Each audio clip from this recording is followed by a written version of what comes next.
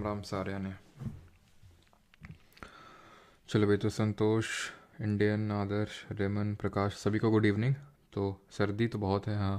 अब क्या करें, जैसे हाथ है ना एकदम ठंडे हो रखे हैं, लेकिन लिखना तो हमें फिर भी पड़ेगा। तुम तो रजाई के अंदर, कितने लोग, सच बताना कितने लोग जो है रजाई या फिर कंबल के अंदर घुसे हुए हैं, सच्ची सच्ची। गुड इवनिंग सभी को। राहुल, शिखा, आशीष, प्यालिसा, पाल, ओके, अंजलि, हनीशा। चलो,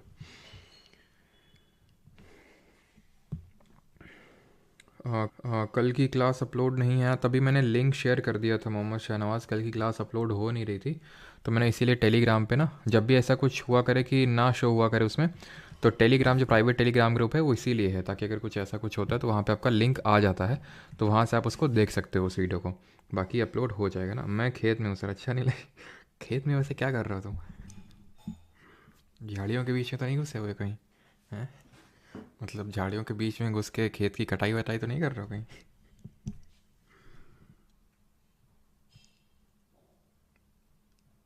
छत में हो कुनाल, ओके। टहल टहल के लेक्चर लोग हैं। चलो भाई, हमको तो बैठ के लेना, मतलब करवाना आपको। तो पार्ट 1 और 2 ऑफ द कॉन्स्टिट्यूशन देखने वाले हैं। अब देखिए, कॉन्स्टिट्यूशन की जो बुक है उसको बना लिया था अपने फर्स्ट लेक्चर में, ठीक है, मेकिंग ऑफ कॉन्स्टिट्यूशन। कल के लेक्चर में हमने क्या देखा? कल के लेक्चर में हमने देखा कि हमने कॉन्स्टिट्यूशन में कौन सी चीज़ कहाँ से ली है। उसका पहला पन्ना प्रियम्बल, दैट इज समरी देखी कॉन्स्टिट्यूशन की, यानी कि हमारा संविधान क्या क्या चीज़ें बोलता है, ये हमने चीज़ें देखी। और शेड्यूल्स ऑफ कॉन्स्टिट्यूशन देखे, अनुसूचियाँ देखी। शेड्यूल्स क्या होते हैं? जो चीज़ हमारी आर्टिकल्स में नहीं दी हुई है तो वो शेड्यूल्स में दी हुई है, एक्स्ट्रा चीज़ है। आर्टिकल्स में जो चीज़ दी गई है उसके अलावा। अब बात ये आती है, क्या आती है, ये आती है कि आर्टिकल्स क्या होते हैं। बट आर्टिकल से पहले हमें पढ़ना है पार्ट्स क्या होते हैं, यानी कि संविधान के भाग क्या होते हैं। तो हमें पता है कि हमने संविधान की क्या बनाई है, किताब बनाई है, ठीक है। अब ये जो किताब है, किताब में क्या होते हैं, बुक्स में क्या होते हैं? बुक्स में चैप्टर्स होते हैं कि नहीं? और वो चैप्टर्स डिवाइडेड रहते हैं सर्टेन पेजेस में।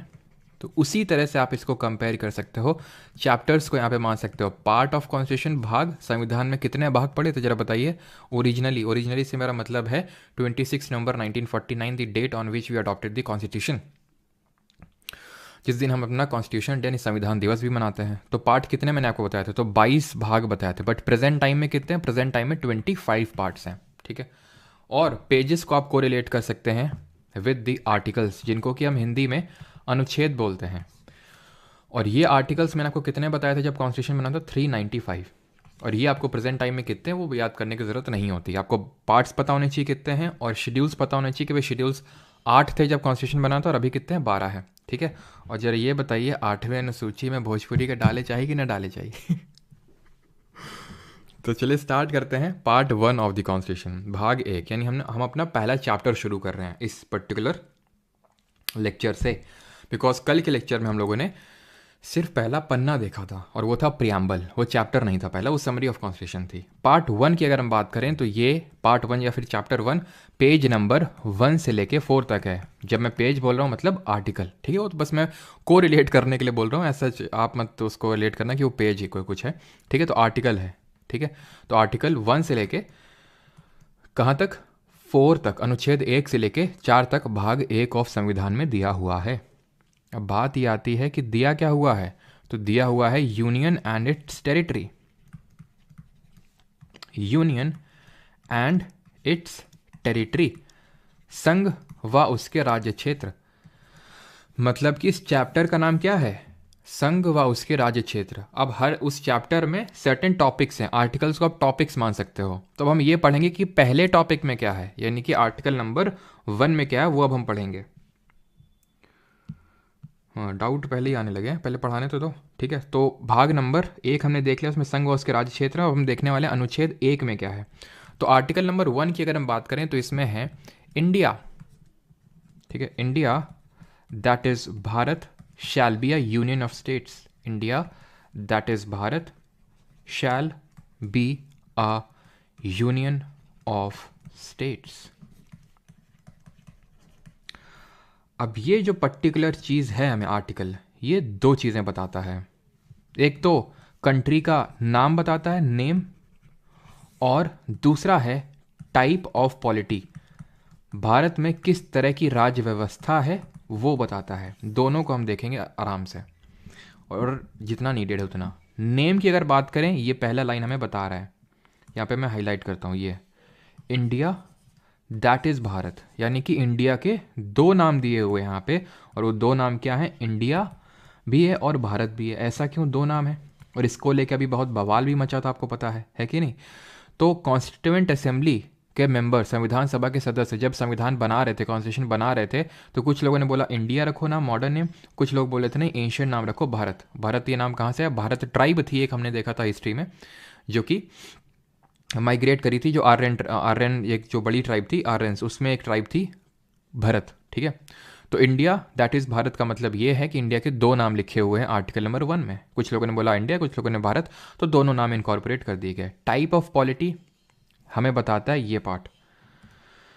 कौन सा पार्ट? ये यूनियन ऑफ स्टेट। इससे हमें टाइप ऑफ पॉलिटी कैसे पता चलती है? इससे हमें टाइप ऑफ पॉलिटी ऐसे पता चलती है कि इंडिया यूनियन ऑफ स्टेट है, भारत जो है वो राज्यों का एक संघ है, ठीक है, यूनियन ऑफ स्टेट्स है। और एक चीज़ ध्यान रखना, यहाँ पे स्टेट्स का मतलब क्या है? चलो अभी मैं आपको बताऊंगा कि यहाँ पे स्टेट्स और ये टेरिटरी का मतलब क्या है। ये जो टेरिटरी यहाँ पे लिखा हुआ है ना, इस टेरिटरी का मतलब पहले आप समझ लो है क्या। तो इसने ये बोला है कि इस टेरिटरी का मतलब तीन चीज़ें हैं। एक तो हमारे देश में जितने राज्य हैं, स्टेट्स हैं। दूसरा, इसमें जितने भी केंद्र शासित प्रदेश हैं, यूनियन टेरिटरीज हैं। और तीसरा, territories that may be acquired in future, territories that India will acquire in future. जैसे कि कल को हम पाकिस्तान को मार के पीओके लेंगे और पूरा का पूरा पाकिस्तान भी लेंगे, अखंड भारत का हिस्सा बनाएंगे उसको, तो वो क्या है? वो टेरिटरी आज भारत की नहीं है, लेकिन कल को भारत की होगी, तो वो भी आप ये मान लो कि वो भी टेरिटरी, जो शब्द यहाँ पे इस्तेमाल किया गया है इस भाग पार्ट 1 में, वो भी आता है टेरिटरी के अंदर। तो स्टेट आते हैं जितने हैं प्रेजेंट टाइम में, कितने हैं जरा बताइए, कितने स्टेट और कितने यूटीज हैं? और territories that may be acquired in future. Clear? तो इस तरह से भी क्वेश्चन बन सकता है। अब यहाँ पे यूनियन ऑफ स्टेट्स का मतलब क्या है? यूनियन ऑफ स्टेट का मतलब यहाँ पे ये है कि भारत के जितने भी 28 राज्य और 8 केंद्र शासित प्रदेश हैं, ये भारत के साथ इन्होंने कोई एग्रीमेंट नहीं किया। दो चीज़ें, ठीक है।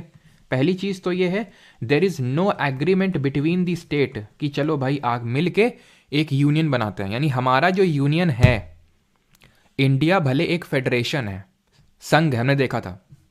फेडरेशन का मतलब होता है जहां पे सेंटर और स्टेट्स के बीच में पावर्स का डिस्ट्रीब्यूशन होता है, शक्तियों का बंटवारा होता है, that is called as federation. लेकिन फिर भी हमने जो है यूनियन ऑफ स्टेट्स को क्यों यहाँ पे प्रेफरेंस दी, और इसका मतलब क्या है? तो इसका मतलब ये नहीं है कि स्टेट्स जो हैं, जैसे हम बोलते हैं ना यूनाइटेड स्टेट्स ऑफ अमेरिका, यानी कि जो अमेरिका है वहाँ पे स्टेट्स ने एक तरह से एग्रीमेंट किया है कि चलो मिलके एक यूएसए कंट्री बनाते हैं, बट यहाँ पे there is no agreement between the state. तो टाइप ऑफ पॉलिटी का मतलब ये कि there is no agreement between the states. And second जो इंपॉर्टेंट चीज़ है, states have no right to secede, have no right to secede. इसका मतलब क्या होता है? इसका मतलब ये होता है किसी भी राज्य के पास ये शक्ति नहीं है कि वो भारत को छोड़ के चला जाए। ऐसा नहीं कि कल को केरल बोलेगा कि हमें भारत में नहीं रहना, कल को पंजाब बोलेगा मैं भारत में नहीं रहना, ऐसे नहीं रहोगे, क्योंकि आपके पास पीछे कोई एग्रीमेंट नहीं है। ये है टाइप ऑफ पॉलिटी का मतलब। तो इसीलिए हम इंडिया को क्या बोलते हैं? इंडिया को हम बोलते हैं इनडिस्ट्रक्टिबल यूनियन, इनडिस्ट्रक्टिबल यूनियन, ध्यान से इसको समझिएगा, indestructible union of destructible states, of destructible states. लेकिन वहीं पे जैसे कि यूएसए हो गया, यूएसएसआर हो गया, यूएई हो गया, आपका यूनाइटेड अरब एमिरेट्स हो गया, इनको हम बोलते हैं इनडिस्ट्रक्टिबल, यहाँ पे मैं शॉर्ट लिख रहा हूँ, indestructible union of indestructible states. या सॉरी यहाँ पे, हाँ ठीक है, इनडिस्ट्रक्टिबल स्टेट सही है। यानी कि यहाँ पे जो स्टेट है ना यूएसए में, इनमें काट छांट नहीं हो सकती है। यानी कि जैसे कि आपको पता है हमारा उत्तराखंड यूपी से टूट के बना है ना, छत्तीसगढ़ एमपी से टूट के बना है ना, तो उसी तरह यूएसए में नहीं हो सकता है कि भाई तोड़ के आपने कुछ बना दिया, क्योंकि दीज स्टेट्स आर इनडिस्ट्रक्टिबल, इनको तोड़ा नहीं जा सकता है। इंडिया में तोड़ा जा सकता है।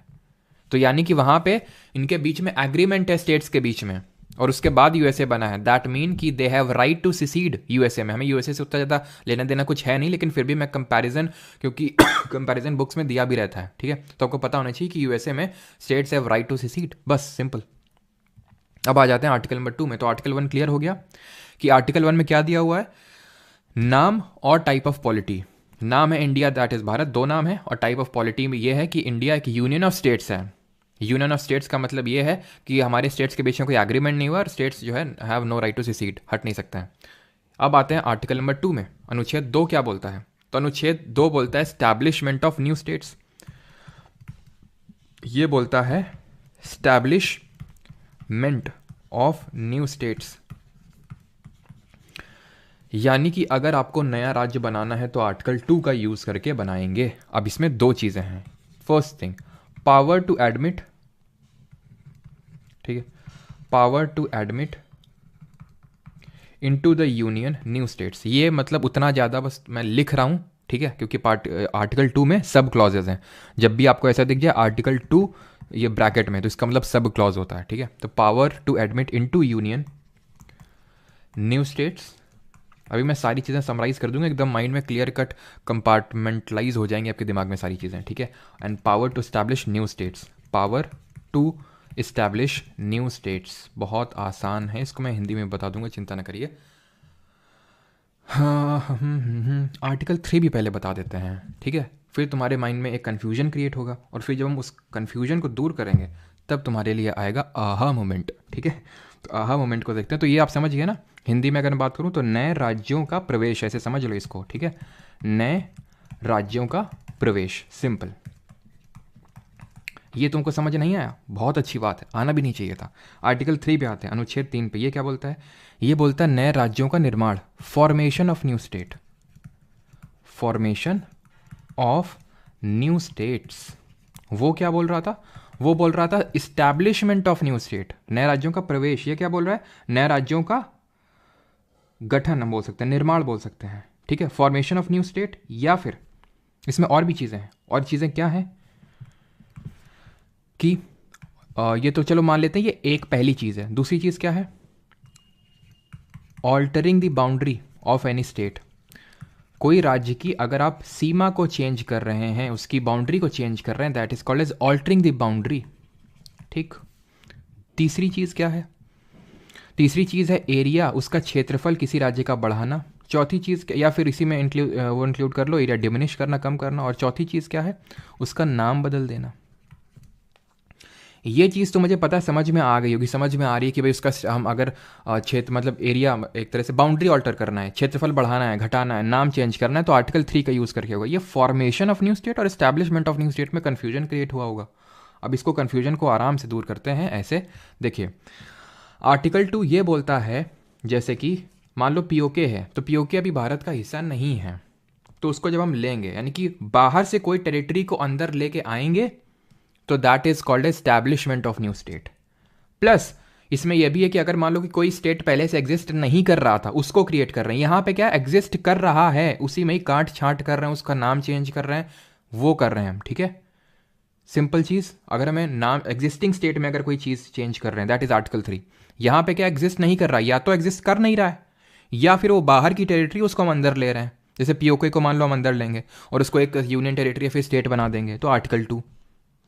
सिंपल क्लियर है यहाँ तक कि आर्टिकल 2 और 3 में डिफरेंस क्या है, 2 और 3 में अंतर क्या है। अब 4 पे आ जाते हैं। 4 क्या है? तो अनुच्छेद अगर 4 की बात करें, और जिसका डाउट होगा भी पूछ लेगा, आर्टिकल 4 को समराइज कर लेने दीजिए। आर्टिकल 4 बोलता है कि आर्टिकल 2 और आर्टिकल 3 के तहत जो भी आप चेंजेस करोगे, जैसे कि मान लो अगर नाम चेंज करना है तो अनुच्छेद 3 में चेंज करोगे। अगर मान लो कि तुम्हें कोई इस्टेब्लिश करना है नया स्टेट, बाहर की टेरिटरी से लेके आना है, तो अनुच्छेद 2 का इस्तेमाल करोगे।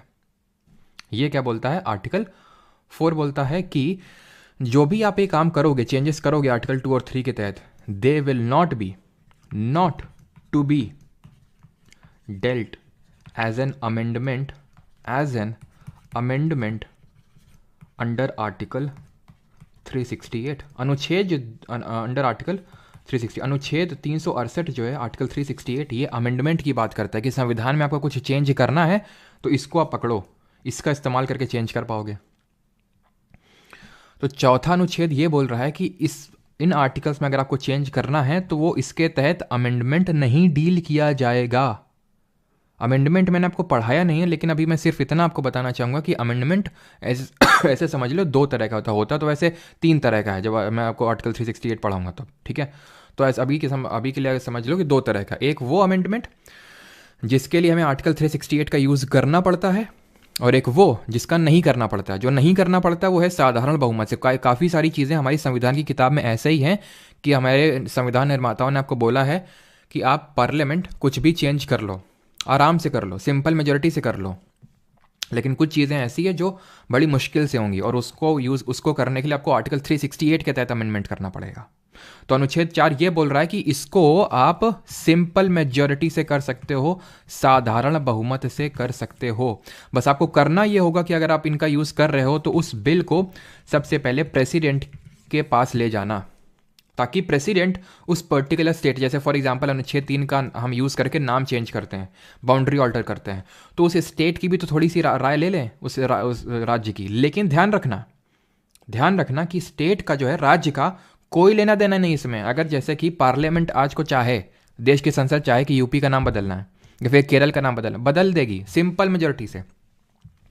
साधारण बहुमत से, सिंपल मेजोरिटी, स्पेशल मेजोरिटी, ये सब क्या होते हैं ये पार्लियामेंट चैप्टर में पढ़ेंगे। अभी के लिए बस इतना ही समझ लो कि सिंपल मतलब बड़ी आसानी से वो चेंज कर सकती है, और उस स्टेट का उसमें कोई नहीं है। बस प्रेसिडेंट के पास बिल उनको पहले प्रेजेंट करना पड़ेगा, एक तरह से फॉर्मेलिटी करनी पड़ेगी, फॉर्मेलिटी है, ठीक है, ताकि प्रेसिडेंट उस स्टेट से उसकी रिकमेंडेशन ले ले, जो कि बाइंडिंग नहीं है ना तो प्रेसिडेंट पे ना तो पार्लियामेंट में। तुम अपनी एडवाइस दे सकते हो प्रेसिडेंट के थ्रू, हमें पार्लियामेंट बोलेगा, लेकिन जो हमें मनाएगा वो हम करेंगे।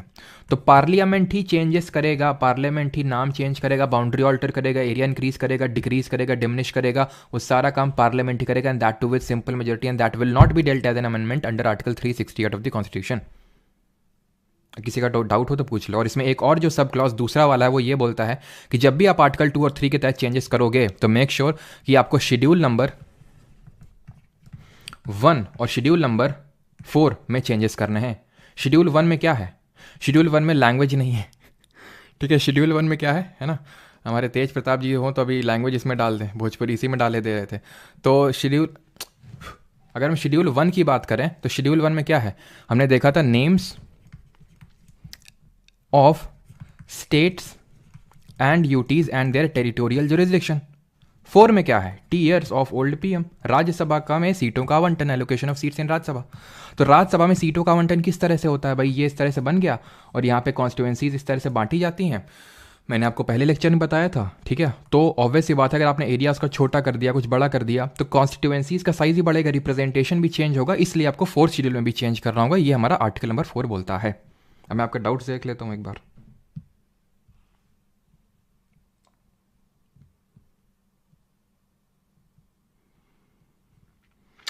हिंदी में बोले,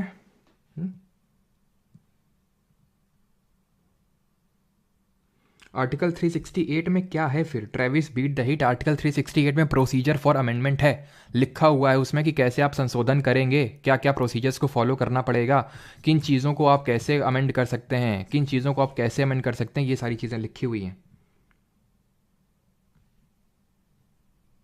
what is holding together federation, वो यूनियन ने होल्ड करके रखा है, ऐसे समझ लो। उनके बीच में कोई एग्रीमेंट नहीं हुआ है गोपाल, ठीक है, बस यूनियन ने होल्ड करके रखा है, उनका उसमें कोई ऐसे एग्रीमेंट नहीं है।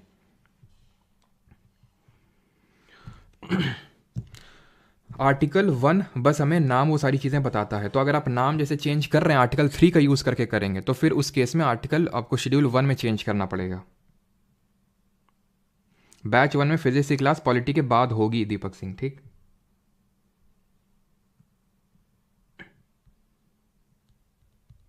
Speak in English, okay.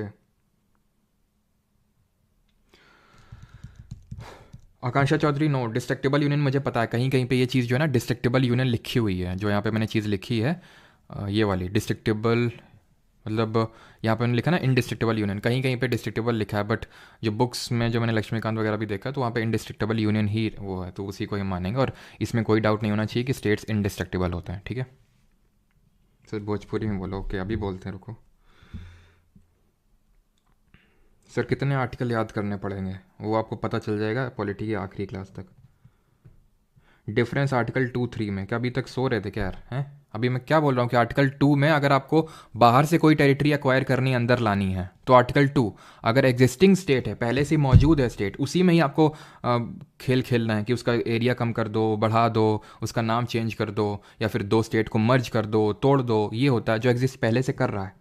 Article 2 में पहले से एग्जिस्ट नहीं कर रहा है। आर्टिकल 4 नहीं समझ में आ रहा अल्फ़ा।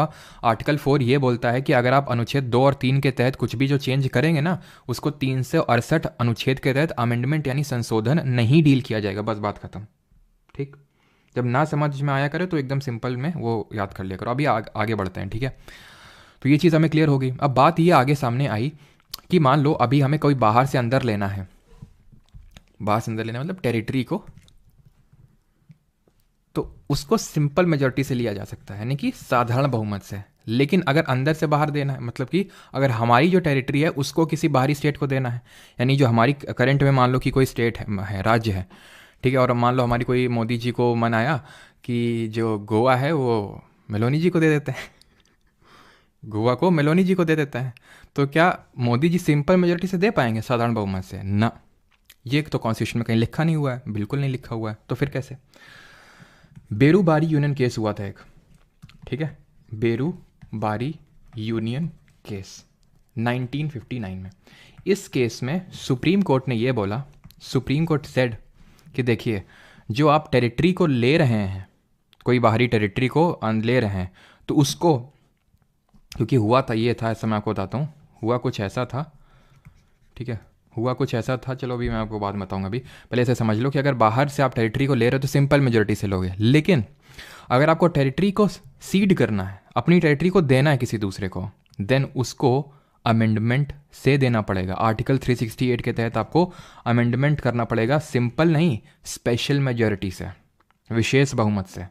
और फिर इसीलिए हमने जब बांग्लादेश, एक्चुअली में इंडो बांग्लादेश बाउंड्री एग्रीमेंट हुआ था, जब मोदी सरकार पावर में आई थी तब, तो उसके थ्रू हमने बाउंड्री डिस्प्यूट्स को सेटल करने के लिए अपने सर्टेन एनक्लेव्स को, या फिर ऐसे समझ लो कुछ गांवों को बांग्लादेश को दिया था, और बांग्लादेश के कुछ एनक्लेव्स यानी गांवों को हमने अपने इंडिया में लिया था। तो जब हमने वहाँ की टेरिटरी इंडिया में ली सिंपल मेजोरिटी, लेकिन जब दी तो हमने एक अमेंडमेंट किया, और उस अमेंडमेंट का नाम था 100th कॉन्स्टिट्यूशनल अमेंडमेंट, यानी 100वें नंबर का जो संविधान संशोधन था। 101 नंबर वाला क्या था? जीएसटी था, और 100वां वाला जो था आपका ये बाउंड्री एग्रीमेंट था। Is that clear? तो बेरूबारी यूनियन केस में चीज़ बोली गई थी। यहाँ तक ये सारी चीज़ें हमारी होती हैं ख़त्म। अब हम थोड़ी सी चीज़ें आगे बढ़ेंगे। कैसे? तो फॉर्मेशन देखिए, अब क्योंकि हम पढ़ रहे हैं पॉलिटी, इंडियन पॉलिटी पढ़ रहे हैं, सिर्फ कॉन्स्टिट्यूशन नहीं पढ़ रहे हैं। अगर कॉन्स्टिट्यूशन पढ़ रहे होते तो यहीं पे आर्टिकल 4 तक हमारा खत्म हो गया होता, लेकिन हमारे जो सिलेबस में है वो है इंडियन पॉलिटी, ना कि इंडियन कॉन्स्टिट्यूशन। कॉन्स्टिट्यूशन पढ़ना होता तो अनुच्छेद 4 तक खत्म, लेकिन उसमें क्या चेंजेस हुए, सुप्रीम कोर्ट की क्या रूलिंग हुई, और कैसे हमारे स्टेट बने, वो सब हमें पढ़ना पड़ेगा। ठीक है, तो इंडिया जब आज़ाद हुआ था 1947 में, ठीक है, 1947 में, तो रफली 565 ये हुआ करती थी क्या, एक तरह से प्रिंसली स्टेट, जिनको फाइनली इंटीग्रेट किया गया था 562 हुई थी। ठीक है, लेकिन ये लास्ट में, ये तो हुआ 1947 की अगर मैं बात करूं, बट ओवरऑल अगर मैं बाद में बात करूं तो टोटल हमारे पास, यानी कि पार्टीशन होने के बाद 552 यहाँ पे टोटल प्रिंसली स्टेट बने थे, जिसमें कि 549 ने तो तुरंत ज्वाइन कर लिया था। बट जो 3 हमारे प्रिंसली स्टेट थे, यानी कि एक तरह से जहाँ पे राज्य रजवाड़ों का ऐसे समझ सकते हो रूल था, वो थे आपके हैदराबाद, जूनागढ़ और कश्मीर। ये मना कर रहे थे, बोल रहे थे हम इंडिया में नहीं है, क्योंकि इन लोगों के पास वो था ना कैबिनेट मिशन प्लान के थ्रू कि भाई अगर इंडिया में रहना तो इंडिया में रहो, पाकिस्तान है तो पाकिस्तान, नहीं तो इंडिपेंडेंट रह सकते हो। ठीक है, तो ये भाई साहब हैदराबाद, क्योंकि सबसे बड़ा प्रिंसली स्टेट था उस समय का, तो बोलता है, यहाँ के निज़ाम बोलता है नहीं, हम इंडिपेंडेंट रहेंगे। पटेल जी लेके गए फोर्स, पटेल जी पुलिस लेके गए, ठीक है, पटेल जी पुलिस लेके गए और 5 दिन के अंदर जो है हैदराबाद को इंडिया में शामिल कर लिया। ऑपरेशन पोलो चला था यहाँ पे, ऐसे समझ लो, पोलो पुलिस, ठीक है, पोलो और पुलिस, तो ऑपरेशन पोलो के थ्रू 5 दिन के अंदर ही ले लिया था हैदराबाद को अंदर। कश्मीर की अगर बात करें तो कश्मीर का कुछ हाल ऐसा था, यहाँ पे महाराजा हरी सिंह जो रूल कर रहे थे, तो जब वो रूल कर रहे थे तो यहाँ से पाकिस्तान ने अपनी फोर्सेस भेज दी। उसको लगा कि इसको हम पाकिस्तान में ले लेते हैं, पाकिस्तानी फोर्सेस ने सोचा। जब ये यहाँ तक आ गई पाकिस्तानी फोर्सेस, तो ये भाग के आया जवाहरलाल नेहरू के पास कि भाई हमें इंडिया में रहना है, इन गधों के पास नहीं जाना है। तो फिर इन्होंने इंस्ट्रूमेंट ऑफ एक्सेशन साइन कर लिया, इंस्ट्रूमेंट ऑफ एक्सेशन। और लेकिन तब तक इतना पार्ट जो है जा चुका था पाकिस्तानी फोर्सेस के हाथ में, जिसको अभी हम POK बोलते हैं, पाकिस्तान ऑक्यूपाइड कश्मीर, ठीक है। और जिसको कि ये वाला जो एरिया है, जिसको कि पाकिस्तानी बोलते हैं इंडिया ऑक्यूपाइड कश्मीर, ये बोलते हैं पाकिस्तानी, जैसे हम बोलते हैं POK, वैसे वो IOK बोलते हैं। जूनागढ़ की बात करें जो गुजरात में पड़ता है, जूनागढ़ से मुझे बताइए, जूनागढ़ इंस्क्रिप्शन ये किसके बारे में है, जल्दी से बताइए। जूनागढ़ इंस्क्रिप्शन, जहाँ पे हमें ये भी पता चलता है क्या कौन सा एक टैंक था जिसका निर्माण करवाया गया था। खैर, जूनागढ़ जो गुजरात में प्रिंसली स्टेट पड़ता था, यहाँ का जो रूलर था वो मुस्लिम था, बोल रहा था मैं पाकिस्तान में जाना, बट पॉपुलेशन ज़्यादातर हिंदू थी, ठीक है। तो यहाँ पे प्लेबिसाइट यानी कि जनमत करवाया गया और लोगों ने बोला नहीं, हमें इंडिया में ही रहना। ज़्यादातर 95% से भी ज़्यादा लोगों ने बोला कि हमें इंडिया में रहना। तो एक तरह से यहाँ पे रेफरेंडम हो गया था, लोगों का जनमत संग्रह हो गया था, उसी से ही डिसाइड हो गया था। क्लियर है। और अगर ऑपरेशन पोलो का भी पूछ ले, वैसे तो शायद पूछे, तो सितंबर 1948 में हुआ था ये ऑपरेशन पोलो। 1950 आते तक, 1950 आते आते तक राज्यों को 4 भागों में बांटा गया था, 4 फोल्ड क्लासिफिकेशन किया गया था। बस इतना, मतलब इसमें ज़्यादा डीप में मत जाना, 4 फोल्ड क्लासिफिकेशन ये वो, बस ऐसे सुन लो कि 4 भागों में बांटा गया था। ऐसा अभी तक मैंने तो क्वेश्चन देखा नहीं इससे। और वो था हमारा part A, part B, part C और part D. Part A, part B, part C, part D. Part A में ये राज्य हैं, पार्ट बी में ये हैं, पार्ट सी में ये हैं, पार्ट डी में अंडमान निकोबार है। इस तरह से क्लासिफिकेशन था। लेकिन अब हुआ क्या, हुआ कुछ यूँ कि साउथ इंडिया के जो राज्य थे, क्योंकि वहाँ पे अलग अलग लैंग्वेज, जैसे यहाँ पे मद्रास है, ठीक है, यहाँ पे तेलुगु है लैंग्वेज, ठीक है, कन्नड़ लैंग्वेज है यहाँ पे। तो इस तरह से हुआ ये कि यहाँ पे डिफरेंट लैंग्वेजेस थी, तो भाषा के आधार पे राज्यों को बनाने की मांग उठने लगी, यानी कि लैंग्वेज के बेसिस पे, कि भाई अगर एक लैंग्वेज ये लोग बोल रहे हैं तो इनको अलग राज्य बनाओ, ये इनका अलग बनाओ, इनका अलग बनाओ, ऐसी तरह से मांग उठी। अब जब मांग जोरों से उठी तो फिर किया क्या, हमारी गवर्नमेंट ने एक लिंग्विस्टिक प्रोविंसेस कमीशन का गठन किया। लिंग्विस्टिक का मतलब, जहां पे भी लिंग्विस्टिक देखना, उसका मतलब होता है भाषाई आधार पे, ठीक है। तो लिंग्विस्टिक प्रोविंसेस कमीशन का गठन हुआ, जिसको हम बोलते हैं धार कमीशन के नाम से। बिकॉज ये अब किसी भी कमीशन या कमेटी का नाम पड़ता है तो उसके चेयरमैन के नाम पे पड़ जाता है, तो SK धार जी इसमें चेयरमैन थे। और ये कब सेटअप हुआ था, ये सेटअप हुआ था 1948 1948 में। और पहला लिंग्विस्टिक कमीशन था, यानी कि भाषा के आधार पर राज्य बनना चाहिए कि नहीं बनना चाहिए, वो डिसाइड करेगा ये धार कमीशन। और जब धार कमीशन ने अपनी रिपोर्ट दी तो उन्होंने बोला states to be organize, state should be organized, यानी इनका गठन होना चाहिए, organized states to be organized on the basis of, या फिर on the administrative basis, administrative basis पे, यानी कि प्रशासनिक बेसिस पे, एडमिनिस्ट्रेटिव बेसिस पे इनका फॉर्मेशन होना चाहिए, ना कि नॉट ऑन लिंग्विस्टिक बेसिस, ना कि भाषा के आधार पे होना चाहिए, ठीक।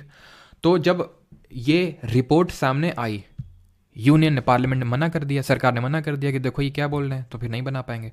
साउथ इंडिया में और जोरों से मांग उठी, फिर जल्दी से एक और कमीशन बनाना पड़ा। अब यहाँ पे इंपॉर्टेंट लोग आए, कौन कौन, JVP कमीशन, JVP कमीशन बैठा 1948 में ही। ये JVP क्या है, जे से हैं जवाहरलाल नेहरू, ठीक है, जवाहरलाल नेहरू जी हमारे।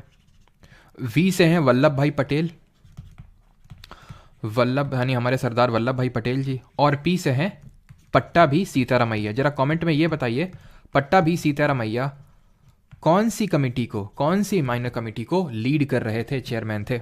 इसने भी सेम चीज को रीअफर्म किया, जो धार ने बोला था वही इसने भी बोला कि हाँ लिंग्विस्टिक बेसिस पे स्टेट्स नहीं बनने चाहिए, इसने भी वही बोला। और पट्टाभी सीतारामैया वस्तावैया हाउस कमेटी के चेयरमैन थे। और जब ये सुनाई दिया तो हमारे एक आंध्र प्रदेश में बहुत जोर की मांग उठी, और यहाँ पे आंध्र प्रदेश में एक अनशन देने वाले थे जिनका नाम था श्री पोट्टी श्रीरामुलु, ठीक है, इनका नाम था श्री पोट्टी श्रीरामुलु, श्री रामलू।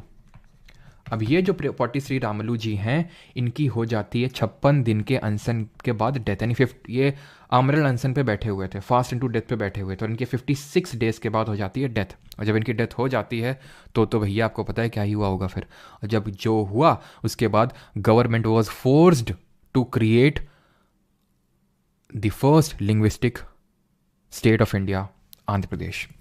तो भाषा के आधार पर बनने वाला पहला राज्य बना आंध्र प्रदेश। क्यों बना मैंने आपको बता दिया, क्योंकि इनकी डेथ हो गई अनशन के, तो बहुत ज़्यादा प्रोटेस्ट होने लगे, तो आनन फानन में जो है आंध्र प्रदेश को क्रिएट करना पड़ा ऑन लिंग्विस्टिक बेसिस। कब, कब? 1953, 1953 की बात है ये। और जब ये हुआ तो ऐसे समझो, जैसे फॉर एग्जांपल ये मान लो कि 4 लोग हैं, ठीक है, 4 लोग में से या फिर मान लो 4 बच्चे हैं, कोई चॉकलेट डिमांड कर रहे हैं, ठीक है, और आपने उसमें से एक को चॉकलेट दे दी क्योंकि बहुत जोर कर रो रहा था, बाकी इतना नहीं रो रहे थे, और इन तीनों ने वो चीज़ देख ली। और जब ये 3 चीज़ें देखेंगी तो सिंपल सी बात है, मंकी सीज मंकी डस, तो इन लोगों ने भी ये भी खूब जोर कर रोएंगे, तो बाकी स्टेट में भी तेज़ी से मांग उठी। तो अगेन एक कमीशन बनाया गया जिसको बोला गया स्टेट्स रीऑर्गेनाइजेशन कमीशन। स्टेट्स री, और अभी सब हिंदी में भी बता दूंगा, ठीक है, थोड़ा सा फ्लो में चलने दीजिए चीज़ों को, फिर हिंदी में बता दूंगा मैं आपको सारा क्या क्या है, ठीक है। तो स्टेट्स रीऑर्गेनाइजेशन कमीशन, अब ये जो स्टेट्स यानी कि राज्य पुनर्गठन आयोग, राज्य पुनर्गठन आयोग, ये बना आपका 1953 में। कब? आंध्र प्रदेश जब लिंग्विस्टिक बेसिस पे बन गया उसके बाद इसको हमने बोला फजल अली कमीशन। इसका उसका सबका बदला लेकर तेरा फैजल, ठीक है, वही फैजल है, फैजल अली कमीशन। तो ये जो फैजल अली हैं कमीशन क्यों बोलते हैं? सिंपल, जैसे कि रॉलेट एक्ट नहीं एक्चुअल में, वो है anarchical and revolutionaries crimes act of 1919, क्योंकि उसको सिडनी रॉलेट ने कंपोज किया था, that is why we say Rowlatt act. उसी तरह स्टेट्स रीऑर्गेनाइजेशन कमीशन था, उसके चेयरमैन थे फजल अली।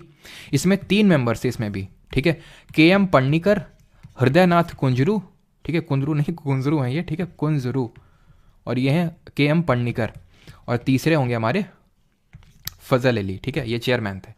इन्होंने बोला कि हाँ लिंग्विस्टिक बेसिस पे स्टेट को बना लो, लेकिन रिजेक्टेड द थ्योरी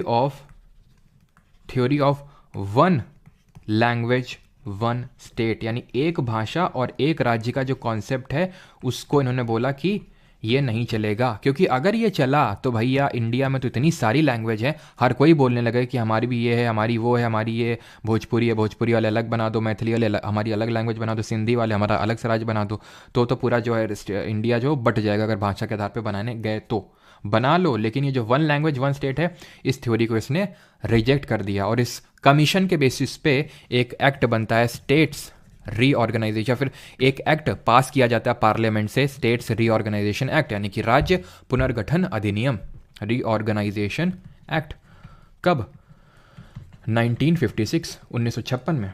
और इसके बेसिस पे क्रिएट किए जाते हैं 14 राज्य और 6 केंद्र शासित प्रदेश, 6 यूटीज, एज ऑफ 1 नवंबर 1956। किसी को यहाँ तक कोई डाउट होगा पूछेगा, किसी का भी कोई डाउट होगा पूछ लेगा। यहाँ पे मैंने सारी चीज़ें क्रोनोलॉजी के बेसिस पे बताई हैं। आज भोजपुरी पे अटके, हाँ भोजपुरी पे अटके आज। तेज प्रताप जी का तेज जो इतना तेज है वो एकदम यहाँ तक भी आ रहा है। स्टेट के टेरिटरी को कौन चेंज कर सकता है? ज़ीशान अख्तर। स्टेट के टेरिटरी को चेंज कर सकता है पार्लियामेंट, उस स्टेट का नाम चेंज कर सकता है पार्लियामेंट, स्टेट का एरिया इंक्रीज कर सकता है पार्लियामेंट, स्टेट का एरिया डिक्रीज कर सकता है पार्लियामेंट, ठीक। स्टेट खुद नहीं कर सकता है।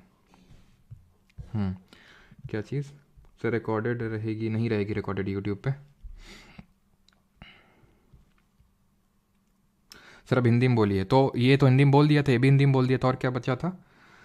पॉटी सी रामलू नाम तो JVP कमीशन को, कमेटी को समिति बोलेंगे, ठीक है, कमीशन को आयोग बोलेंगे, ठीक है। और ये पहला भाषाई आधार पे जो राज्य बना वो आंध्र प्रदेश था, राज्य पुनर्गठन आयोग वो उसको बोलेंगे, ठीक है।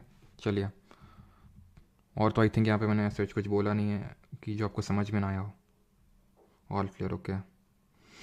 हाँ बिल्कुल, यूपी पुलिस कांस्टेबल के लिए भी हम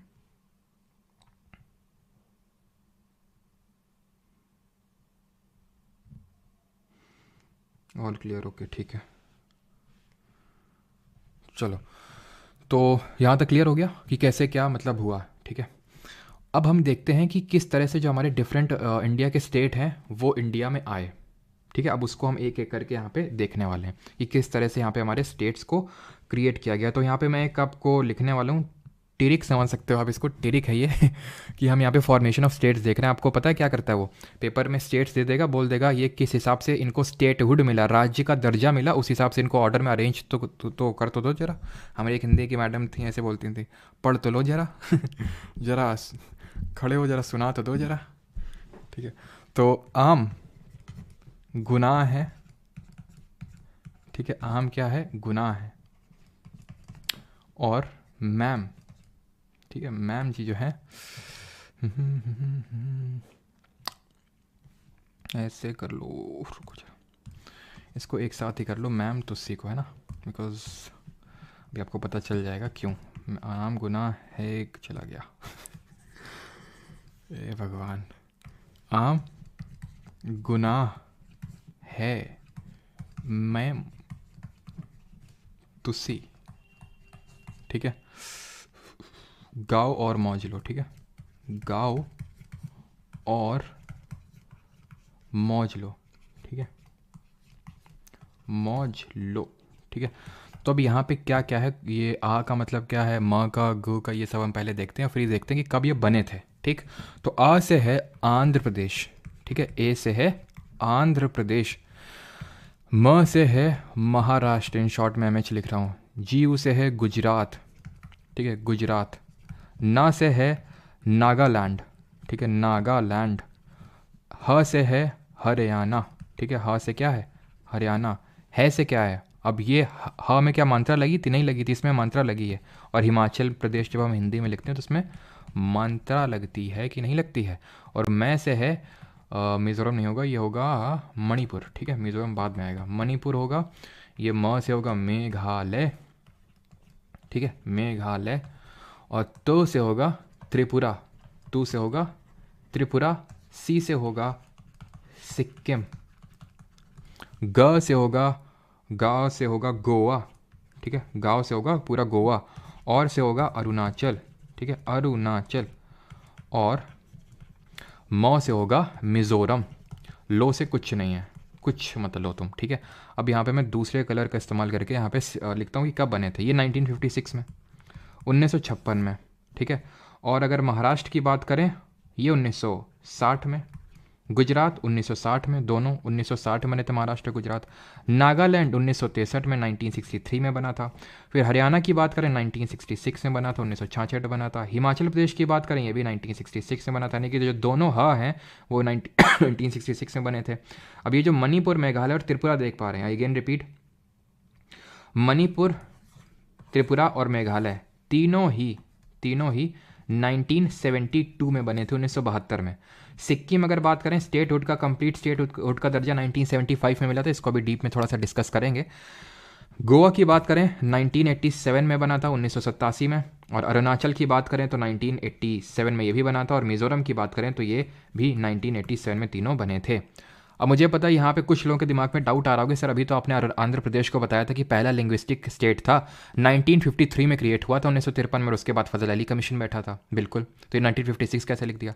एक्चुअल में वो भाषा के आधार पर बना था, मद्रास जो अभी तमिलनाडु वाला है उसी में मर्ज था ये आंध्र प्रदेश, मद्रास स्पीकिंग एरिया में, तो मद्रास स्पीकिंग एरिया से जो तेलुगु स्पीकिंग एरिया था उसको अलग कर दिया, ठीक है। लेकिन जो आसपास के जो तेलंगाना वाला जो ये वाला रीजन था, इसको फिर बाद में मर्ज किया गया, और मर्ज करके जो कंप्लीट स्टेटहुड का फिर दर्जा मिला वो 1956 में मिला, तो इसलिए 1956 आपको याद रखना है। अगर लिंग्विस्टिक बेसिस से बोलेगा, पूछेगा तो 1953 में।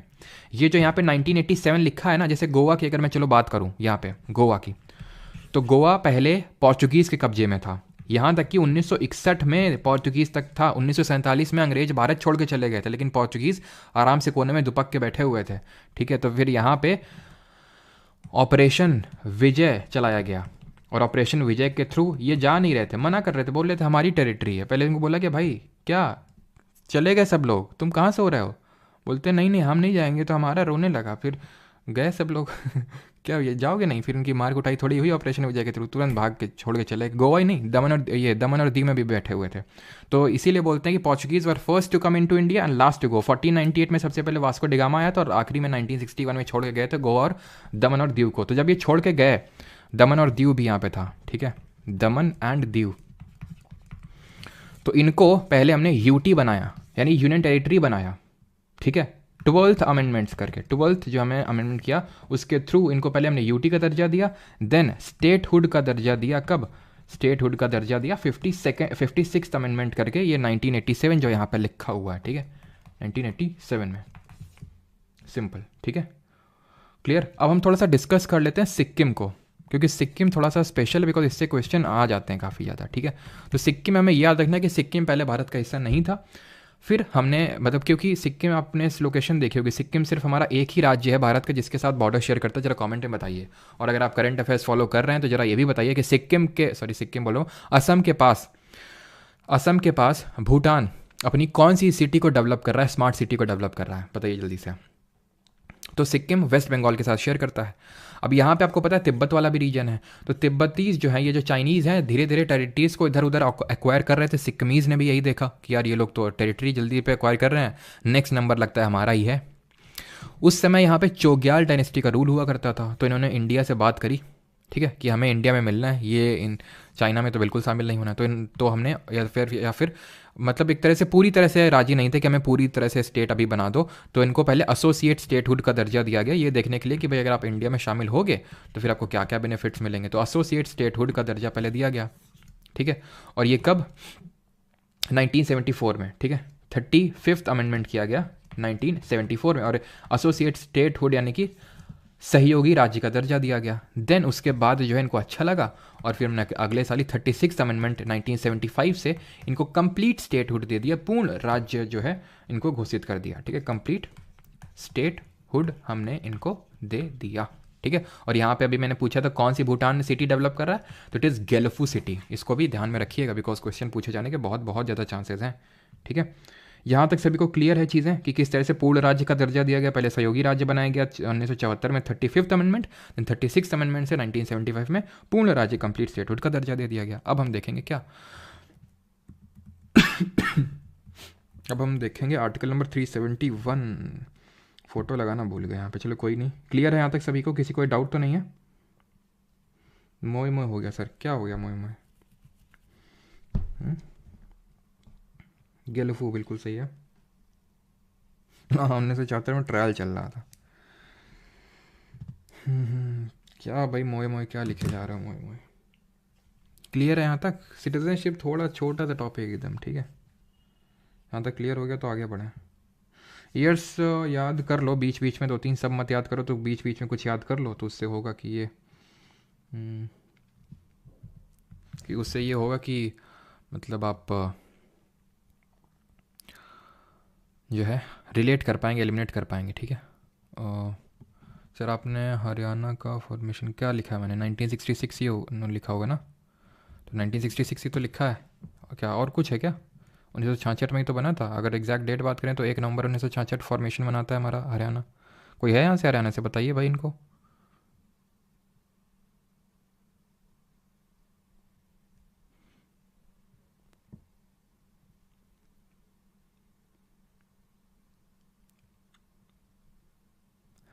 सर महाराष्ट्र क्या, समझा नहीं मैं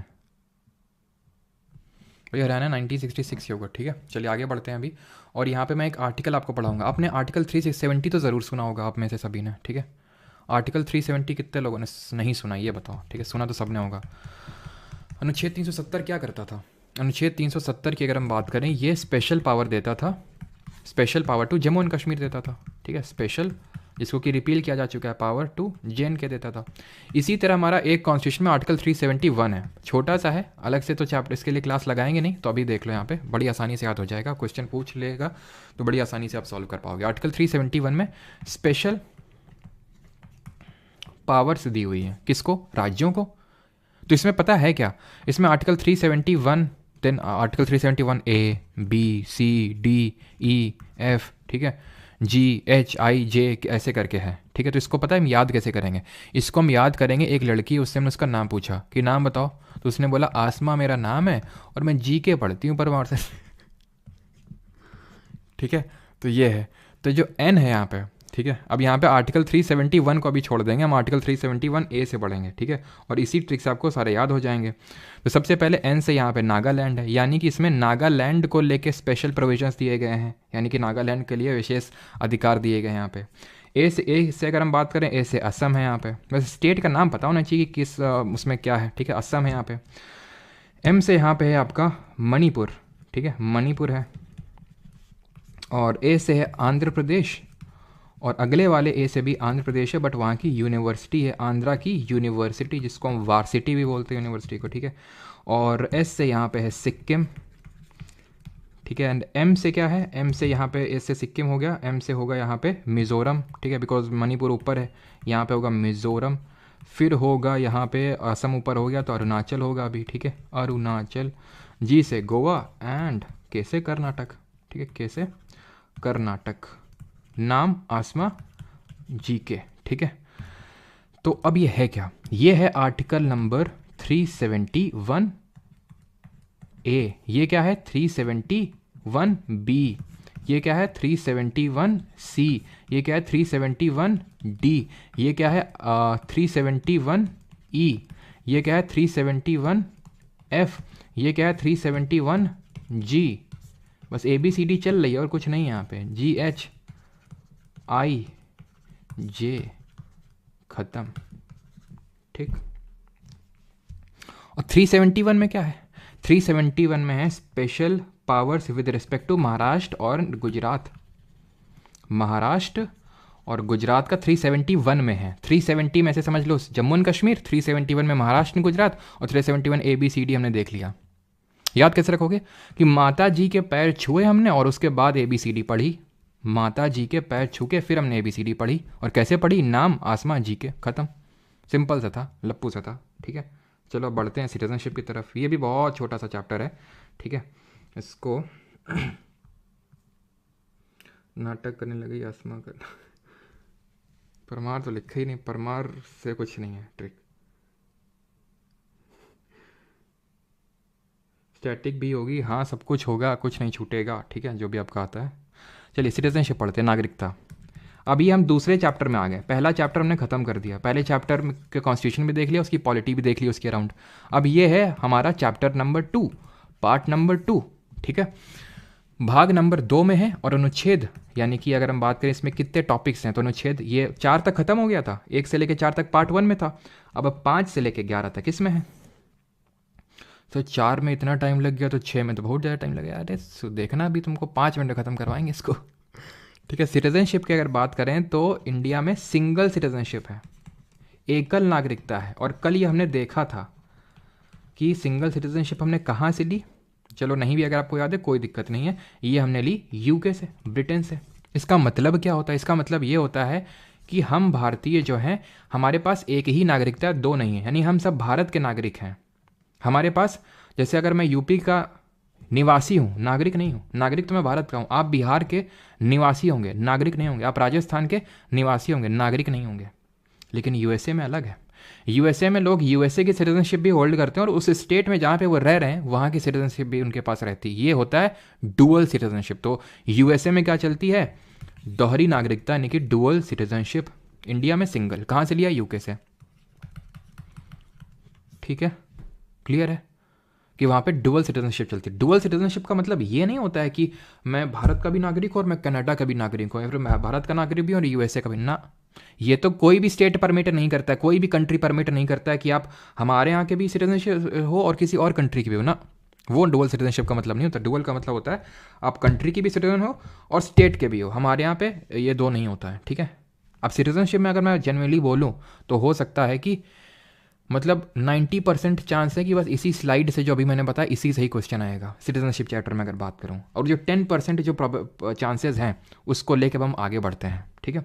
आर्टिकल्स पर्टेनिंग टू सिटीजनशिप, तो आर्टिकल कौन कौन से हैं, आर्टिकल्स हैं 5, 6, 7, 8, 9, 10, 11, 12, ठीक है। तो आर्टिकल्स की अगर हम बात करें तो ये सारे आर्टिकल्स हमें पढ़ने हैं, चुटकियों में ख़त्म करते हैं इनको तुरंत। क्यों ये हमारे लिए उतना ज़्यादा इंपॉर्टेंट नहीं है, क्योंकि इनमें से जो ज़्यादातर आर्टिकल हैं वो जब हमारा कॉन्स्टिट्यूशन कमेंस हुआ था, एनफोर्स हुआ था, कमेंट बताओ कब हुआ था, तो उसके पहले, क्योंकि लोग इधर उधर जा रहे थे, क्योंकि पार्टीशन हुआ था। तो पार्टीशन हुआ था तो क्या था, बहुत सारे तरह के लोग थे। जैसे इंडिया से कुछ लोग पाकिस्तान गए, बहुत ही कम लोग थे। पाकिस्तान से बहुत सारे लोग इंडिया में, कुछ लोग वहाँ से गए, यहाँ तो गए तो, लेकिन देखा यहाँ तो गधे रहते हैं तो वापस भी आ गए। तो काफ़ी इधर उधर चल रहा था। तो इसको लेके जल्दी से आर्टिकल बनाए गए। वो आर्टिकल अब इंपॉर्टेंट नहीं, अब का मतलब है अब वो हो चुका ना भाई। कॉन्स्टिट्यूशन कमेंस हुआ था 26 नवंबर 1956, सॉरी 26 जनवरी 1950 को एनफोर्स हुआ था। तो उसके पहले भाई क्या कैसे था उसको लेके ये आर्टिकल्स हैं। उसके बाद को लेके एक एक्ट बना था, पार्लियामेंट ने एक कानून लाया था, उसको भी पढ़ेंगे, ठीक है। तो इनको आर्टिकल 5, 6 और इनको थोड़ा सा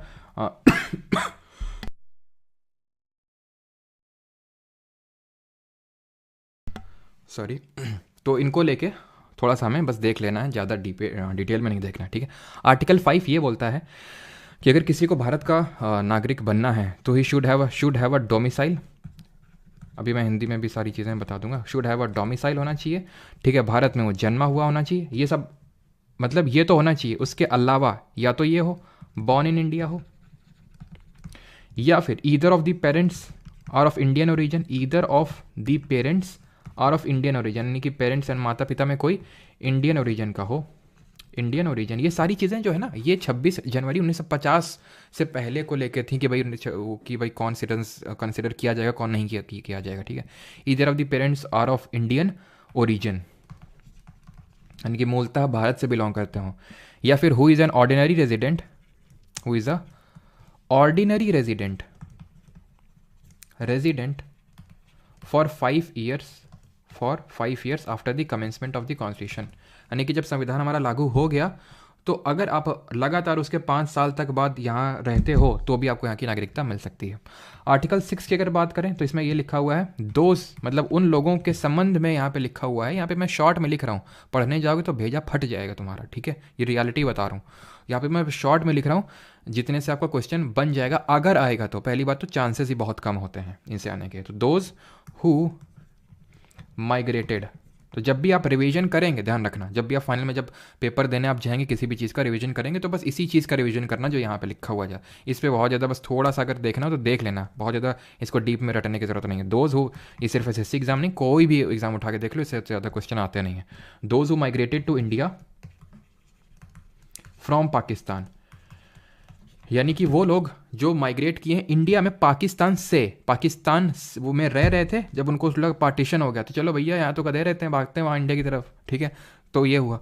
आर्टिकल 7 की अगर बात करें तो ये बोलता है citizenship of certain migrants to Pakistan, मतलब समझ लो, ठीक है, मतलब रिटर्न टू इंडिया से समझ लो। रिटर्न टू इंडिया से ऐसे मतलब है कि जो भारत छोड़ के पाकिस्तान गए थे, फिर जब उनको पता चला यहाँ गधे रहते हैं तो फिर भारत में आ गए, तो उनको लेके यहाँ पे उसमें दिए हुए 7 में।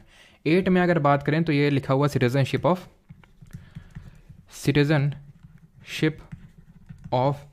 इंडियन ओरिजिन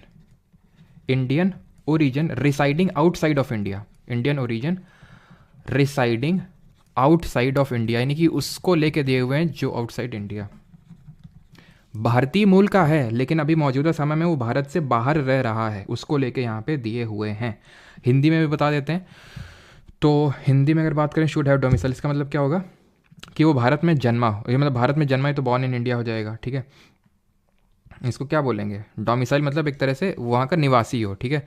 उसमें से उसके कोई भी एक माता पिता में से कोई एक भारत में जन्मा हुआ होना चाहिए, या फिर संविधान के लागू होने से कम 5 साल बाद जो है वो भारत में निवास कर रहा हो। 6 those who migrated to India from Pakistan, ये पाकिस्तान से भारत आने वालों के लिए नागरिकता है। 7 में क्या है, भारत से पाकिस्तान जाने वाले और फिर पुनः पाकिस्तान से भारत वापस आने वालों के लिए नागरिकता दी हुई है आर्टिकल नंबर 7 में, ठीक है। 8 में क्या है, 8 में यह है कि भाई वो व्यक्ति जो भारतीय मूल का है लेकिन संविधान लागू होने के समय वो भारत के क्षेत्र में निवास नहीं कर रहा था, कहीं बाहर था वो जब ये लागू हुआ हमारा संविधान। 9 में क्या है, 9 में है पर्सन वॉलेंटरली का मतलब होता है अपनी इच्छा से, acquiring citizenship of foreign country, अपनी इच्छा से वो किसी दूसरे देश की उसने नागरिकता अपना ली तो वो इंडियन सिटीजनशिप अपनी लूज कर देगा। Foreign country not to be dealt as Indian citizen, यानी कि वो भारत का नागरिक नहीं होगा, उसकी भारत की नागरिकता चली जाएगी। 10th बोलता है कॉन्टिन्यूएंस, कौन कौन सी कंडीशन है जिसमें कि वो किसी की जो नागरिकता है वो कॉन्टिन्यू रहेगी, वो उसको या फिर हम बोल सकते हैं उसकी सिटीजनशिप लॉस नहीं होगी। तो continuance of the rights of citizenship, जिसको हम हिंदी में बोल सकते हैं नागरिकता अधिकारों की निरंतरता, ठीक है, of the rights of citizenship. तुम बस इतना कीवर्ड भी याद कर लो, अनुच्छेद 10 कॉन्टिन्यूएंस, काम खत्म हो जाएगा, ठीक है, ऑफ सिटीजनशिप, कीवर्ड ही बस याद कर लो। 9 से ऐसे कीवर्ड याद कर लो, सिटीजनशिप ऑफ फॉरेन कंट्री बस। 11 में अगर हम बात करें जो कि लास्ट आर्टिकल है, दैट इज कि सिटीजनशिप को लेके लॉ बनाने की जो पावर है वो सिर्फ और सिर्फ भारत के संसद के पास है, पार्लियामेंट के पास है। स्टेट का लेजिस्लेचर नहीं कर सकता है, फिर कोई और नहीं कर सकता। जैसे कि अगर यूपी चाहे एमपी चाहे इनके जो स्टेट लेजिस्लेचर ये कुछ नहीं कर पाएंगे, यानी कि अगर हम साफ साफ देखें, ना तो पार्ट 1 में ना तो पार्ट 2 में स्टेट लेजिस्लेचर का कोई रोल नहीं, यहाँ तक कि पार्ट 3 में भी कोई रोल नहीं रहेगा, पार्ट 4 में भी नहीं रहेगा, पार्ट 5 में भी नहीं रहेगा। ठीक है, वो अभी हम देखेंगे। तो पार्ट 11 में अगर हम बात करें तो it is power of parliament, power of parliament to make laws with respect to citizenship, यानी कि नागरिकता के संबंध में कानून बनाने का जो अधिकार है वो देश के सिर्फ संसद के पास है, अनुच्छेद 11 में, बात खत्म। अब ये एक एक्ट आया, उसने ये बोला कि आफ्टर, बस 5 मिनट का और बचा, ठीक है, आफ्टर यानी कि 26 जनवरी 1950 के बाद की अगर हम बात करें तो उसको लेके, और यहाँ तक किसी को डाउट होगा तो पूछ लेगा, ठीक है।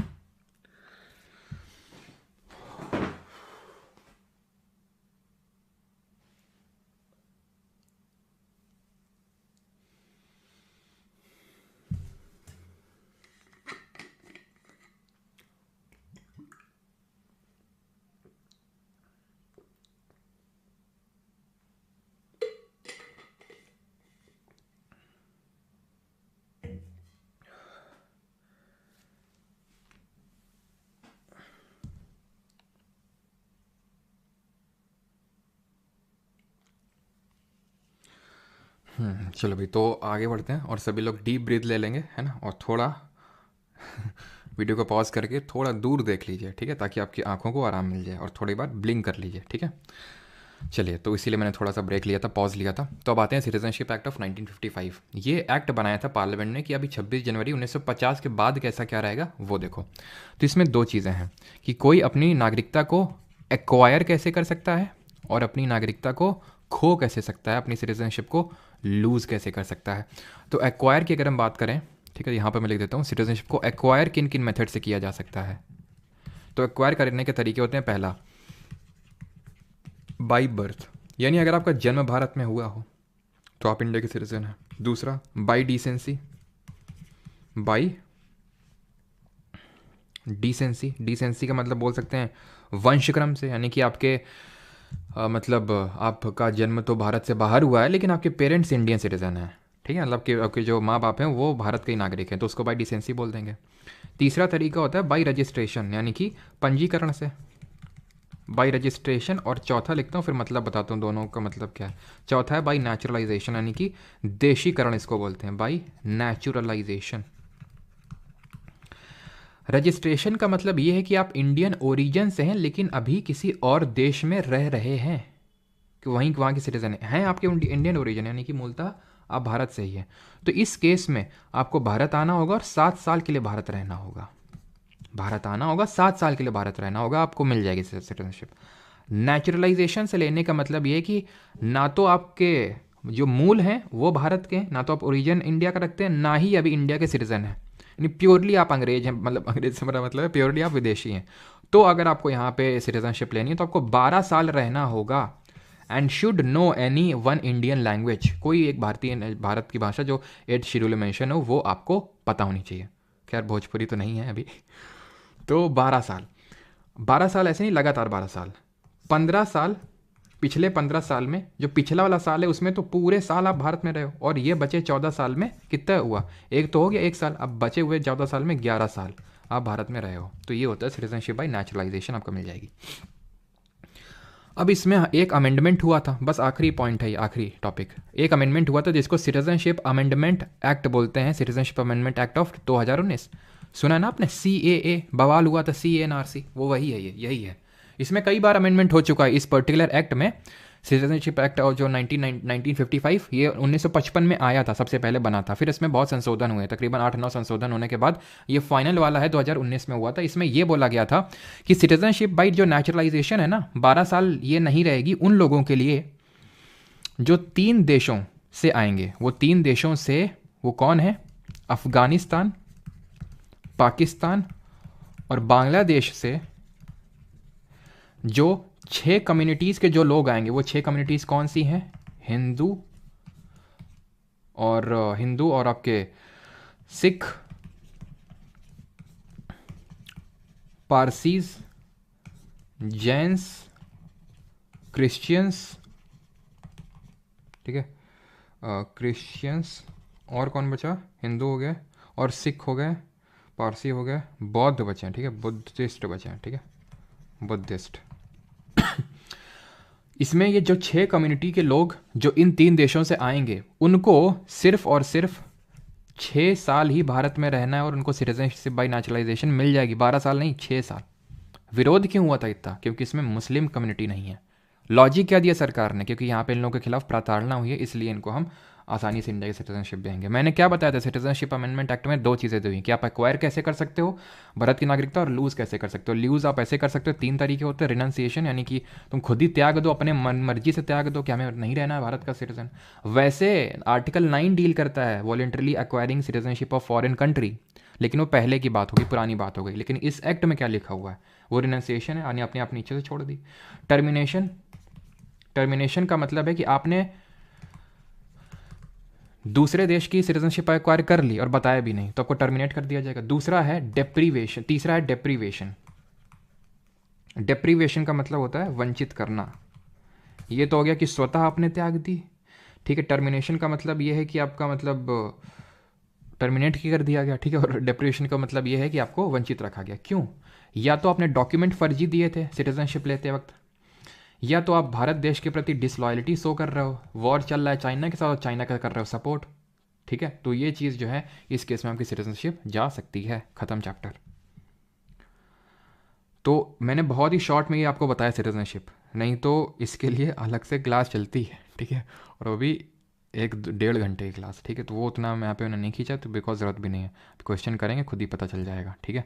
बाकी इस स्लाइड को बिल्कुल मत भूलना चाहिए, वाला आगे वाला भूल जाओ, लेकिन इसको मत भूलना चाहिए। ऐसे भी पार्ट 2 और 5 to 11 सिंगल सिटीजनशिप यूके से लिया है, यूएसए में डबल सिटीजनशिप है, ठीक है। बिल्कुल सही सुब्रत, वॉर के टाइम एनिमी को हेल्प करना। चलिए अभी आते हैं, ठीक है। तो चलिए अभी आते हैं हम लोग क्वेश्चंस को करते हैं। सबसे पहले करेंगे union territory. How does constitution of India describe India as? तो भारत का संविधान भारत का वर्णन किस प्रकार से करता है?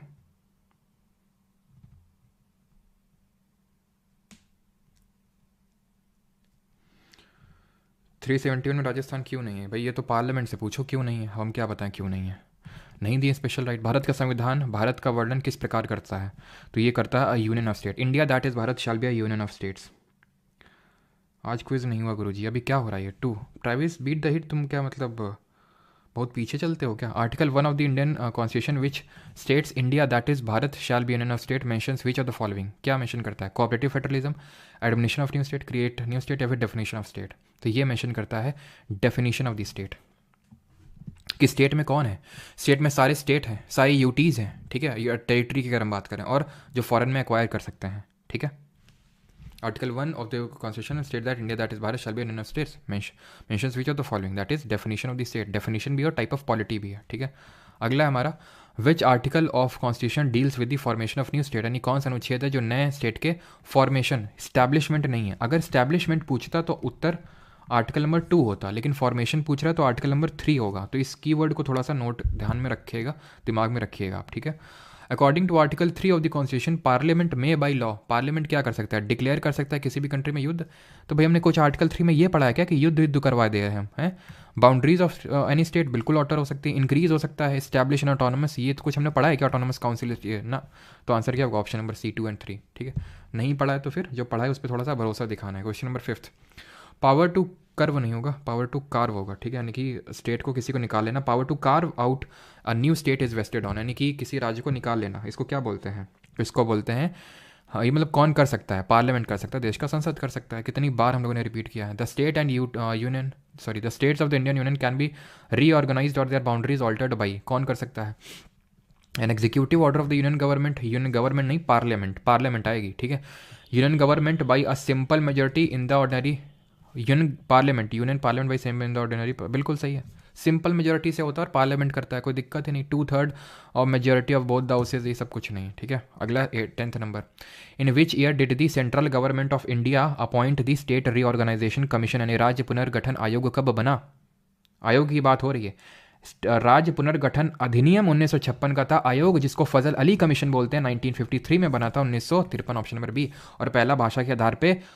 अच्छा मुझे ये बताइए कि एक क्वेश्चन पूछते हैं तुमसे है कि राज्य पुनर्गठन आयोग के बेसिस पे पहला राज्य कौन बना था, इसके बेसिस पे जरा बताओ। 11th, when was the state reorganisation act pass by the government of India. अभी बताया मैंने 1953 में कमीशन बना और 56 में एक्ट आया, जिसके बेसिस पे 14 स्टेट और 6 यूटीज क्रिएट किए गए। और तुम लोगों ने यहाँ पे जो मैंने भी क्वेश्चन पूछा था आंध्र प्रदेश, जिन लोगों ने उत्तर दिया गलत है। क्यों? क्योंकि स्टेट रीऑर्गेनाइजेशन कमीशन यानी कि फजल अली कमीशन बनने से पहले ही आंध्र प्रदेश बन गया था, इसीलिए मैंने सवाल पूछा, पहले ही बन गया था। तो इसके बेसिस पे नहीं बना है, कमीशन बाद में बना है, आंध्र प्रदेश पहले बना है, ठीक है। तो इसका उत्तर कुछ नहीं होगा, ठीक है। Question number 12, linguistic state of India got established इन। तो भारत में भाषाई राज्य पे स्टेट कब बना पहला? तभी हमने देखा 1953 में आंध्र प्रदेश क्रिएट होता है भाषा के आधार पे, ठीक है। 13th, what is the correct chronological order in which of the following states of the Indian union were created on और ग्रांटेड फुल स्टेटहुड। मतलब क्रोनोलॉजिकल ऑर्डर में वही आप ट्रिक लगाओ, आम गुनाह है वाली, ठीक है। तो आम गुनाह वाली अब ट्रिक लगानी है और यहाँ पे सही उत्तर देना है। तो यहाँ पे अगर हम आंध्र प्रदेश की बात करें 1956 हो जाएगा, नागालैंड की बात करें 1963 हो जाएगा 1963, महाराष्ट्र की बात करें 1960 और हरियाणा की 1966 1966। तो पहले तो आएगा 1, देन आएगा 2, देन आएगा 3, देन आएगा 4, 1 2 3 4, ऑप्शन नंबर ए। अगला क्वेश्चन है 14th, in which of the following years did Telangana 29वां राज्य कब बना था भारत का? तो भारत का 29वां राज्य तेलंगाना बना था 2014 में, 2014 में। On what basis were states reorganise in 1956, 1956 में भाषा किस आधार पे बने थे? रिलीजन, कास्ट, लैंग्वेज या फिर ऑल ऑफ द अबव? तो on what basis states reorganise? तो रीऑर्गेनाइज इनको किया गया था लैंग्वेज के बेसिस पे, option number C. 19th, states of Meghalaya, Manipur और त्रिपुरा एक साथ बने थे ना? कब बने थे ये एक साथ? अगर बात करें मेघालय मणिपुर, वो याद करो, मैम तो सी, मैम और तू जो है ये 1972 1972 में बनते हैं। और आखिरी हमारा क्वेश्चन है ये, इसके बाद हम सिटीजनशिप के क्वेश्चन करेंगे। First commission was formed in India in 1948। पहला भाषाई आधार पर यानी कि लिंग्विस्टिक जो कमीशन बना था 1948 में बना था। वो उसको किसने लीड किया था, फिर उसके चेयरमैन कौन थे, ये आपसे पूछ रहा है। तो कौन था? एस.के. धर कमीशन था 1948, देन जेवीपी कमीशन बना 1948, दोनों ने मना कर दिया लिंग्विस्टिक बेसिस पे। देन आंध्र प्रदेश क्रिएट हो गया 1953 में। देन आपका फजल अली कमीशन बोला और उसने बोला कि ठीक है लिंग्विस्टिक बेसिस पे बना तो लो, लेकिन वन स्टेट और वन लैंग्वेज और वन स्टेट का जो उसने बेसिस है उसको खारिज कर दिया। सिटीजनशिप पे क्वेश्चन करते हैं, नागरिकता पे। कौन सा भाग है जिस पे नागरिकता, जिसमें दिया हुआ नागरिकता के बारे में? 6 3 2 1। तो भाई हमने पढ़ा है पार्ट 1 में यूनियन टेरिटरी यानी संघवास के राज्य क्षेत्र दिए हुए हैं, पार्ट नंबर 2 ने भाग नंबर 2 में नागरिकता के बारे में दिया हुआ और कौन से अनुच्छेद और किस कंट्री से लिया है सिंगल सिटीजनशिप का कॉन्सेप्ट, कमेंट में बताएंगे जल्दी से। 23, in which of the following years was the citizenship act pass for the first time. पहली बार नागरिकता अधिनियम कब पारित हुआ था? तो ये पारित हुआ था 1955 में, जिसमें कि अभी लेटेस्ट अमेंडमेंट 2019 में हुआ था, जिसको भी हमने देखा है थोड़ी देर पहले। तो सिटीजनशिप हमने यूके से ली है, सिंगल सिटीजनशिप है और आर्टिकल नंबर 5 से लेकर 11 तक में दिया हुआ है। Question number 24, which of the following article of the constitution are related to citizenship. देखिए यहाँ पे भी आपसे रेंज पूछ रहा है, स्पेसिफिक आर्टिकल नहीं पूछ रहा है, सिर्फ रेंज पूछ रहा है आपसे। तो रेंज है आपकी अनुच्छेद नंबर 5 से लेकर 11 तक, ठीक है। अगला क्वेश्चन है 25th, with what subject do the articles 5 to 11, बार बार वही सिंपल, ठीक है। किस कंट्री में एक्सेप्ट किया है पॉलिसी ऑफ डुअल सिटीजनशिप यानी दोहरी नागरिकता, किस उसमें है? कामता प्रसाद भारद्वाज सही है, रजनीश, कोमल, सृष्टि, अनुष्का, पंपा, अंकिता, सब चलो। तो सही आंसर क्या होगा? इंडिया में सिंगल है, कनाडा में सिंगल, ऑस्ट्रेलिया में सिंगल, यूएसए में मिंगल है। 27, what do you understand by dual citizenship? देखो CGL 2023 से क्वेश्चन एकदम लेटेस्ट क्वेश्चन है। तो बताओ कि कब नागरिकता, मतलब ये इसका डुअल सिटीजनशिप का मतलब क्या होता है दोहरी नागरिकता का? मैंने आपको अभी बताया है कि दोहरी नागरिकता का मतलब ये नहीं है कि आपके पास 2 देशों की नागरिकता है, वो तो कोई देश अलाउ नहीं करता है। इसका मतलब है citizenship of a country along with that of a constituent state, option number D, जो कि यूएसए में है। 28, which of the following has been incorrectly listed as a condition for becoming a citizen of India. इनमें से कौन सी गलत condition है? याद करो, आर्टिकल नंबर 5 डोमिसाइल होना चाहिए बाई, सॉरी ये तो सिटीजनशिप एक्ट, उसको याद करो, ठीक है। सिटीजनशिप एक्ट ऑफ 1955 1955 को याद करो। बाई बर्थ था, बाई डिसेंसी था, बाई रजिस्ट्रेशन था, बाई नेचुरलाइजेशन था और एक और या नोट कर लेना उसी में, by incorporation of territory, by incorporation of territory. जैसे कि कल को हम पीओके वाला हिस्सा भारत का पार्ट बना लेंगे, वो जितने भी लोग वहाँ रह रहे हैं तुरंत भारत के नागरिक हो जाएंगे। कल पाकिस्तान को हम ले लेंगे इंडिया के अंदर, सारे पाकिस्तानी भारतीय हो जाएंगे, ठीक है, तो वो भी है। तो सिटीजनशिप अगर आपने यहाँ प्रॉपर्टी ले ली भारत में तो आप भारत के नागरिक नहीं हो जाएंगे। Under which of the following condition are citizenship be provided in India, तो निम्नलिखित में से किस शर्त के तहत भारत में नागरिकता प्रदान की जाएगी?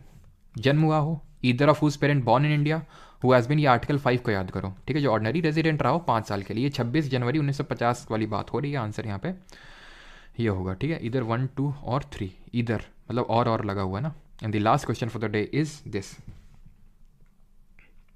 अलग से नहीं होगी विशाल, ठीक है, अलग से नहीं होगा यूपी पुलिस के लिए।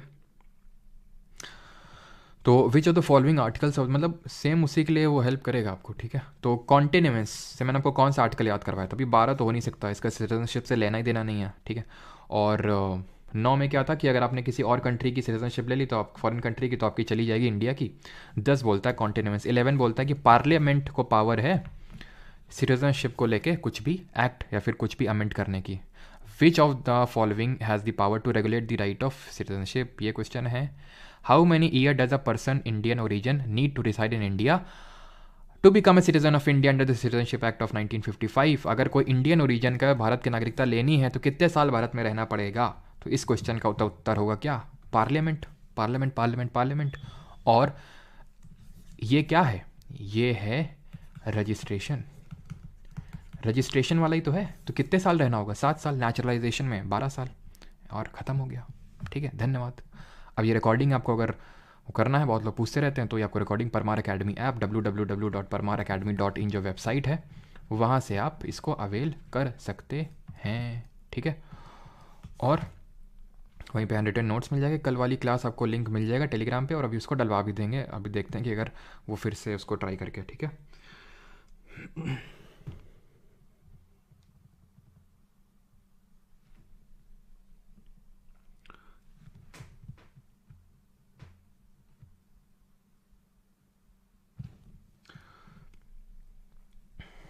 कोई नहीं शुभम, आगे तक भी मिल जाएगा, ठीक है।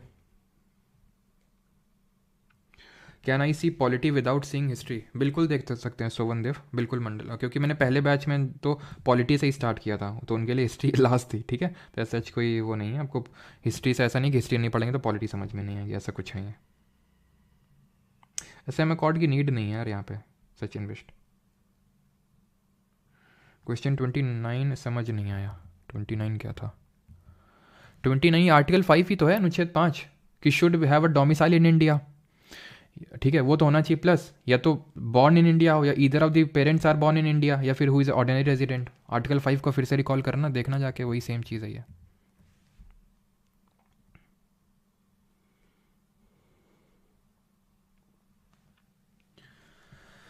देखो स्माइल दत्राता, ये डिस्ट्रिक्ट क्रिएट करने का काम यहाँ पे हम लोगों ने नहीं देखा है। हमने स्टेट को देखा, स्टेट को तोड़ के कोई नया स्टेट बन गया। डिस्ट्रिक्ट वो स्टेट की गवर्नमेंट ने नहीं किया है। राजस्थान का जो हुआ है अंदर ही अंदर, जो डिफरेंट डिस्ट्रिक्ट बनी, वो वहाँ की गवर्नमेंट, वहाँ की राजस्थानी गवर्नमेंट ने किया, वहाँ के स्टेट लेजिस्लेचर ने।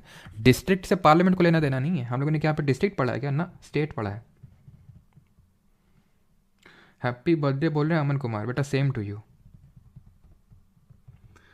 नोट्स ब्लर हैं, खुशी शिंगला, तो नोट्स जो ब्लर थे वो टेलीग्राम पे अपलोड करवा दिए गए हैं। जो प्राइवेट टेलीग्राम ग्रुप आप चेक करो, उसमें सारे नोट्स अपलोड हो गए हैं जो ब्लर थे। Blue colour is not good in notes, सबकी अपनी अपनी इच्छाएं हैं, है कि नहीं? चलो भाई, आज क्विज़ क्यों नहीं हुआ? कल से रेगुलर होगा, थोड़ी सी दिक्कतें थी इसलिए नहीं हुआ, कल से होगा, ठीक है। सर खालिस्तान की डिमांड क्यों है? क्यों है?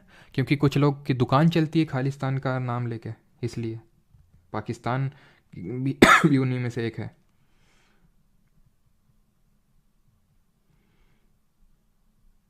डिलीट नहीं खुशी, फिर से पढ़ गए हैं आप, फिर से देखना, अभी फिर से पढ़ जाएंगे। डिलीट इसलिए हुए हैं कि उसमें आई थिंक कुछ वो 1-2 मतलब करेक्शन हुए थे, तो वो अपडेटेड नोट्स नहीं थे, तो अभी पढ़ जाएंगे, ठीक है। अब चिंता मत करो रात तक, ठीक है, पक्का।